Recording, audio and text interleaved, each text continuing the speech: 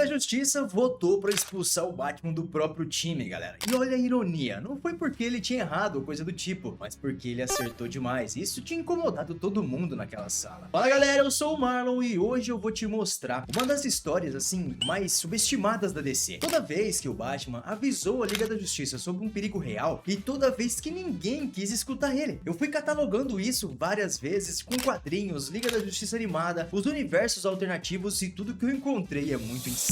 Primeiro galera, vamos lembrar de uma coisa bem óbvia que a galera geralmente esquece quando assiste principalmente somente os filmes da Liga da Justiça. O Batman, ele não é o mais forte ali, não é o mais rápido, ele não voa, não é a prova de balas e não corre mais rápido do que a luz, por exemplo. A única coisa que ele tem é isso galera, é que ele é um cara do time que já sentiu na pele o que um fracasso permanente pode acontecer, galera. Eu não tô falando de perder uma luta ou ficar com vergonha depois disso, eu tô falando de uma consequência de verdade, aquela que não tem como consertar depois. Os pais dele, galera, morreram porque um cara tomou uma decisão ruim numa rua escura, né? Não foi uma aranha radioativa, não foi um planeta explodindo, não foi um raio cósmico, foi simplesmente uma decisão ruim com um resultado permanente. E foi a partir disso que o Bruce virou o único herói daquele time que pensa nas consequências antes da própria vitória. E isso aparece de forma diferente de várias vezes ao longo de mais de 60 anos de história da Liga da Justiça animada, nos quadrinhos, no Injustice, no cinema. Mudaram a forma de falar, mas a ideia central é sempre a mesma. Um grupo de seres com poderes ilimitados e zero prestação de contas. Não é só sobre proteger o planeta. A Liga sempre ouviu isso como o Batman não confia na gente. Mas não era isso que ele queria dizer, galera. O contrário, na verdade, né? Eu confio em vocês completamente. Apesar disso, eu preciso ficar com um pouco de medo. Mas vamos para os casos mais pesados da história e que pouca gente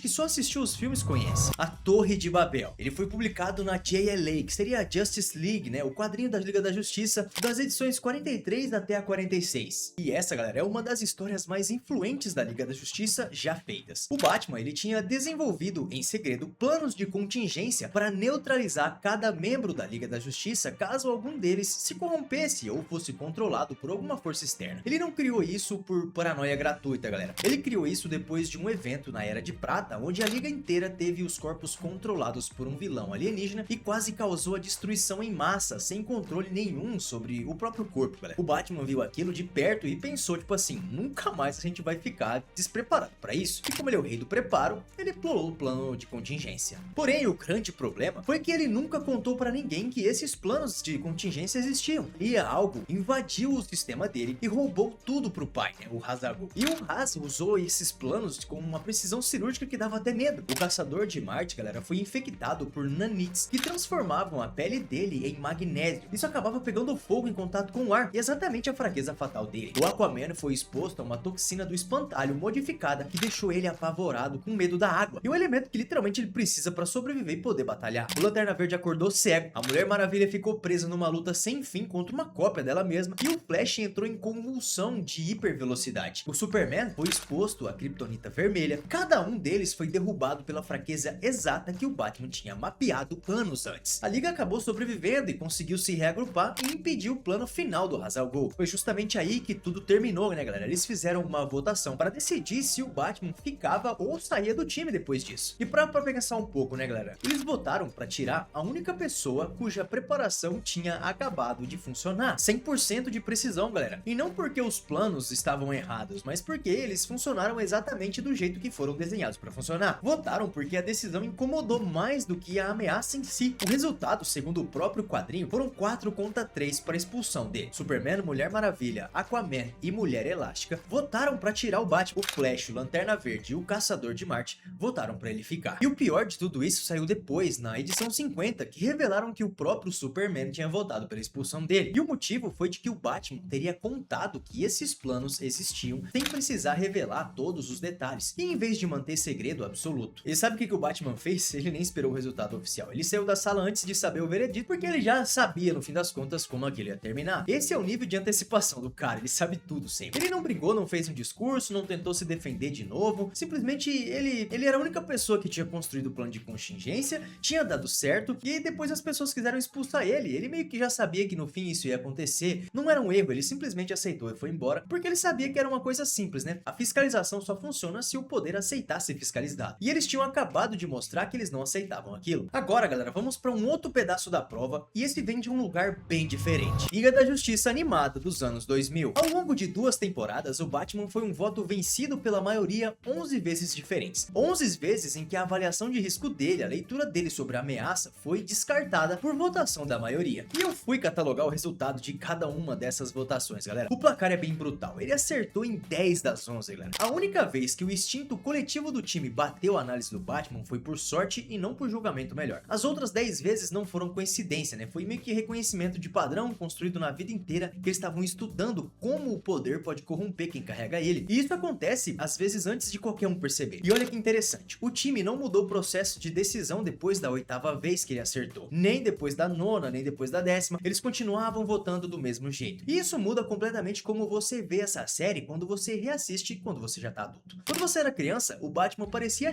o chatão do grupo, né? Aquele cara que nunca comemora, que só fica perguntando as coisas que ninguém quer saber, enquanto todo mundo só quer aproveitar a vitória. E quando você reassiste hoje em dia, você percebe uma outra coisa. O time estava comemorando e o Batman estava aprendendo. São duas coisas completamente diferentes. E agora, do ponto de vista que mais me incomoda, é que toda essa análise, porque não é só sobre um evento específico, é sobre um padrão que se repete em praticamente toda a versão alternativa que a DC já fez. Por exemplo, o padrão Injustice. Em praticamente toda a grande versão alternativa da DC, Injustice, Elseworlds, e se a diretoria tivesse investido 6 décadas de quadrinho, animação e cinema, a história sempre cai na mesma pergunta. O que acontece quando o Superman decide que sabe o que é melhor para todo mundo, quando ele decide ser um ditador? E toda vez a consequência se repete. Ele é um ser com poder ilimitado que perde a coisa que mais ama e decide que as regras normais não servem mais para ele ou para a sociedade. E quem prevê isso em praticamente todas as versões é o Batman, que criou a contingência de Kryptonita não como uma arma para atacar o Superman, mas como um seguro, né? Como se fosse um seguro de vida ali para todo mundo. E não por malícia, não por desconfiança, mas pela lógica de que um piloto tem que ter um checklist ali de segurança numa aeronave, por exemplo, para ver se tá tudo funcionando, quando falhar alguma coisa, o que ele tem que fazer em seguida. A Liga da Justiça interpretou aquilo como um insulto, e o Batman via só como o mínimo que alguém na posição dele tinha que fazer. E vale destacar uma coisa bem interessante para ser justo. Esse padrão do Superman corrompido aparece com mais força nos quadrinhos de Injustice e nos universos de Elseworlds. E não é a regra absoluta do cinema, porque a gente ainda não viu esse Superman no cinema, eu espero que a gente veja um dia. Mas ele se repete tantas vezes e de tantas formas diferentes ao longo de tantos anos nos quadrinhos que não se pode chamar de coincidência. É um padrão que a própria DC continua revisitando porque expõe uma verdade incômoda sobre o poder sem fiscalização. E junta isso em 3 pedaços, né? O Torre de Babel, os 11 votos da Liga Animada e o padrão recorrente do Injustice. E fica tudo bem claro, galera, toda vez que o time se move sem o Batman, surge uma crise que dava para ser evitada. Toda vez que eles vetam o plano dele, vem um resultado bem difícil, bem claro depois. E sempre que alguém ganha um poder sem prestação de contas, né, ou sem ter alguém para controlar, alguma coisa dá errado e o Batman já tava prevendo. E a grande lição é que o Batman sempre tá certo. E a lição também é que a pessoa menos investida no mito de invencibilidade do time é a pessoa mais valiosa dele. O Superman tinha o poder, tinha o símbolo, ele tinha o amor de bilhões, e o Batman não tinha poder nenhum, ele mal conseguia administrar a própria empresa e tinha o hábito de deixar todo mundo desconfortável no momento em que ele chegava em algum lugar. Adivinha qual dos dois a Liga da Justiça realmente precisava? E quando ele saiu da sala sem brigar, ele voltou depois, e não porque pediram desculpas, né? Ele voltou depois porque reconheceu que precisavam dele. Nada que ele faz é pessoal, ele continua sendo o Batman. O Batman não deixa a missão sofrer por causa do que aconteceu pessoalmente com ele. Isso não é bem a fraqueza, né? É uma qualificação, assim. Ele é um cara tão mentalmente preparado que ele tá sempre ali pra ajudar o time independente do que for. O Batman nunca foi uma ameaça pra Liga da Justiça, né? Ele era a única coisa impedindo que eles virassem exatamente que eles tentam combater, o que pode acontecer em algum momento. Mas aproveita e comenta aqui embaixo. Você acha que o Batman devia realmente ter sido expulso dessas histórias de Torre de Babel? Você conhecia pelo menos essas histórias? Comenta aqui embaixo que eu quero saber. Tô deixando minhas redes sociais aqui pra você ir lá, deixar o seu follow também nas outras redes sociais, que a gente tem sempre conteúdos legais lá. Se inscreve aqui no canal, tamo avançando bem aí. Eu quero agradecer a todo mundo que anda assistindo os vídeos por aqui. É nóis, tamo junto. E eu fui.